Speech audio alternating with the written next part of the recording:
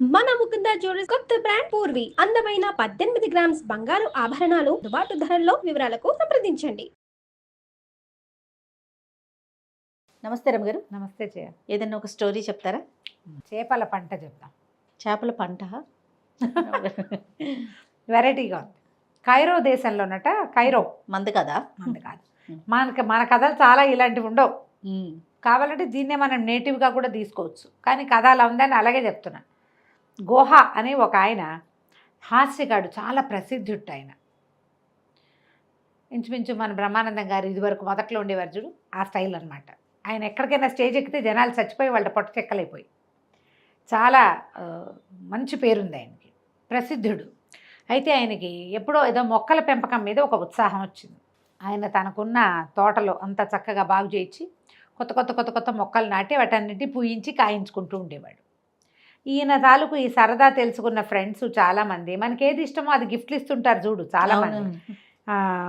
రకరకాల పువ్వుల మొక్కలు, రకరకాల గులాబీ అప్పుడు అక్కడ గులాబీలు బాగా పూసేవట. బోల్డన్ రకాల మొక్కలు, గింజలు తెస్తే తర్వాత మొక్కలు వచ్చి పువ్వులు వచ్చేవి, చిన్న పొన్న కాయలు కాసేవి, అట్లా బోల్డ్ మొక్కలు గిఫ్ట్ ఇచ్చారు. ఆయన చక్కగా ఆ పని మీదే ఉండేవాడు. ఎప్పుడైనా సభలకు వెళ్ళేవాడు, కానీ మూడొంతులు ఆయన ఎప్పుడు తోటలోనే కనపడేవాడు. ఏదో ఒక మొక్క గొప్పు తవ్వుతూనో, నీళ్లు పారేలాగా చేస్తూనో, గింజలు వేస్తూనో, మొక్కలు పెట్టుకుంటూనో ఈ గందరగోళంలో ఉండేవాడు. అయితే ఈ కైరో నగరంలో ఒక సంపన్న గృహస్థ ఒక ఆయన ఉన్నాడు. ఆయన ఒకనాడు ఈయన తోట గురించి చాలాసార్లు విని ఈ దోహా గారి తోట చూడడానికి వచ్చాడు. వచ్చి, అబ్బా చాలా పువ్వులు ఉన్నాయి నీ దగ్గర, ఇవి ఉన్నాయి అవి ఉన్నాయా, గులాబీలు బాగున్నాయి అవి బాగున్నాయి ఇవి బాగున్నాయని మాట్లాడాడు. మాట్లాడిన తర్వాత మా అల్లుడు ఏవో కొత్త రకం విత్తనాలు పంపించాడు, అది భలే పూస్తాయి భలే కాస్తాయిట అన్నాడు. అంటే పెడతావా అని అడిగాడు. అడిగితే అందేముందండి, తప్పకుండా గింజ వస్తే పెట్టడమే మన పని, దేన్నైనా పూయించేస్తాను నేను. ఎలా పేరు వచ్చిందంటే ఈయన చేతిలో పడితే ఏ గింజైనా పూసేస్తుందని. మరి నేల సారవంతమైంది, శ్రద్ధ ఎక్కువగా ఉంది, బాగా సేవిస్తారు, ఎలాంటిదైనా కుంటిపూలు గుడ్డిపూలైనా పూసేస్తుంది గ్యారంటీగా. దాంతో ఏమైంది ఇట్లా అన్నాడు.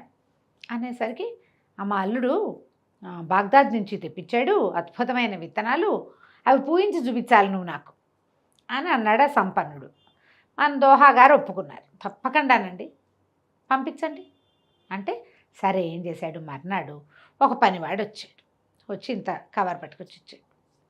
కవర్ పట్టుకొచ్చి ఇస్తే తీరా చూద్దాం కదా, ఆయన దగ్గరకు పెట్టుకుని చూస్తే అవి గింజలు కాదు ఎండబెట్టిన చేప గుడ్లట. ఈ సముద్ర తీరాల్లోనూ అక్కడ చేపలు గుడ్లు పెడతాయి. కొన్ని వంటకాలకి వాటిని వాడతారట. వాటిని ఎండబెట్టి చిట్టివిగా ఉంటాయి. కొంచెం పెద్ద సైజు చేపలు అయితే గుడ్డు ఒక్క రవ్వ పెద్దది ఉంటుంది బహుశా, చేప గుడ్లు.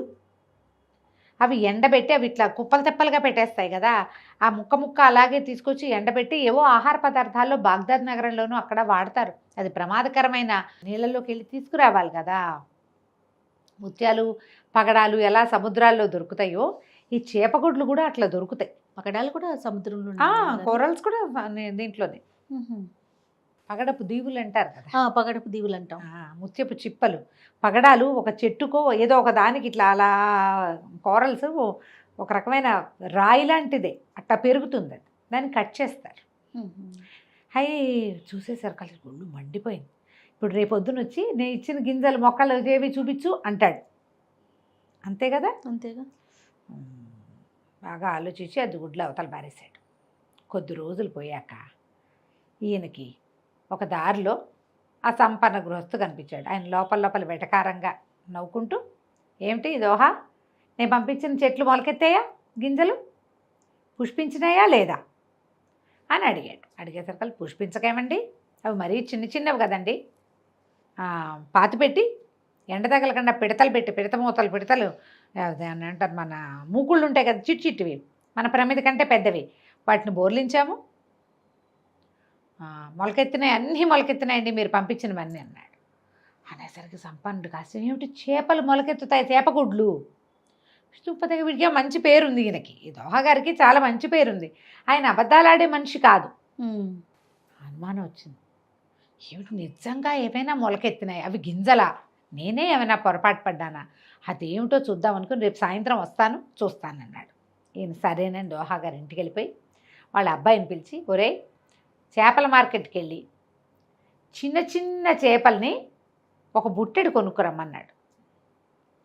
ఇంతంత అమ్ముతారు కదా బుజ్జి బుజ్జి చేపలు ఉంటాయి కదా, కలర్స్గా ఉంటాయి. అక్కడి నుంచి మధ్యాహ్నం రావటం ఏమిటి, అక్కడి చేపలు రాగానే ఓ పక్కన లైన్గా అన్ని చోట్ల చిన్న చిన్న గుంటలు చేయించి చేప ముక్కులు మాత్రం మొహం ఇంత పిసరు కనపడేలాగా పెట్టేసి వాటన్నిటి మీద మూతలు పెట్టేంట్రా అన్నాడు. ఒక 100-200 చేపల్ని పాతి పెట్టేశారు. అన్నిటికీ ముందు భాగం చేప మూతి ఎంత ముద్దుగా ఉంటుంది, ఇట్లా మహాముచ్చటగా ఉంటుంది. తినే సంగతి వేరే కదా. చేప చూడ్డానికే దాని సౌందర్యం. దాని ముక్కు మూతి అట్లా కనపడేలాగా పెట్టేసేసారు. ఒకటి ఊదా రంగుది, ఒకటి పింక్ది, రంగులు కొన్ని తెలుపు కొన్ని నలుపు మొత్తం పాతి పెట్టేసి బజార్ నుంచి 100 మూకులు తెప్పించి 100 వీటి మీద పెట్టేశారు. అయిందా? సాయంత్రం అయ్యేసరికల్లా మన సంపన్నుడు వచ్చాడు. ఏవి దోహగారు ఎక్కడ పెట్టారు ఏవి అంటే, ఇదిగోనండి ఈ మూకుళ్ళన్నీ మీరు ఇచ్చిన గింజలే, ఒక్క మూకుడు ఎత్తి చూడండి మొక్క ఎంత వచ్చిందో అన్నాడు. మూకుళ్ళు ఎత్తి చూస్తే ఏముంది, టెంగుమని ఇంత బుజ్జి బుజ్జి చేపలు చూస్తున్నాయి. ఆశ్చర్యపోయాడు. మీ దొడ్లో పెట్టారండి అని అడిగాడు దోహగారు. అడిగితే నేను 100 ఎకరాలైనా 10 ఎకరాలైనా పండించాను, ఇంత బాగా పండుతాయని తెలిస్తే అన్నాడు సంపన్నుడు. ఆయనకు తెలీదు, ఈయన ఇచ్చిన మా అల్లుడు గారు పంపించిన చేపగుడ్లన్నీ ఈయనకి ఇచ్చి వెటకరిచ్చాడు. అవి పండుతాయని నమ్మాడు. ఇప్పుడు అదే అక్కడి నుంచి ఇంటికి వెళ్ళిపోయాడు. ఇంటికి వెళ్ళిపోయి ఆ చేపగుడ్లు అల్లుడు గారు ఇంత బ్యాగ్ పంపించాడు వీళ్ళకి వంటకాల్లోకి. పనివాడిని కేకేసి, ఒరే ఈ 10 ఎకరాలు చదును చేసేసేయండి, మనం చేపగుడ్లు పాతి పెడుతున్నాం అంటే అందరు నవ్వారు. ఆయన చూసి అంతా తవ్వేశారు, చిన్న చిన్న గోతులు చేయించారు, గుడ్లు పాతి పెట్టారు. ఊరంతా నవ్వారు. ఆయన రోజు మూకుడెత్తి చూస్తుండేవాడు.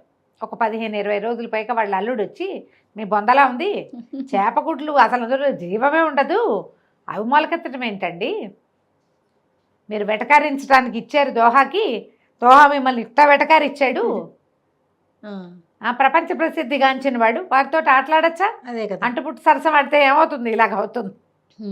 అందరూ నవ్వారు. ఆ తర్వాత ఆయన ఎప్పుడైనా కనపడితే బజార్లో అందరూ మొహాలు పక్క తిప్పుకొని నవ్వుకుంటుండేవాళ్ళు.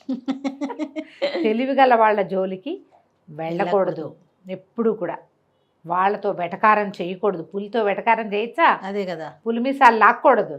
ఇగో ఇలా అవుతుంది. అది కంచికి మనం ఇంటికి. బాగుందండి. నమస్తే. నమస్తే.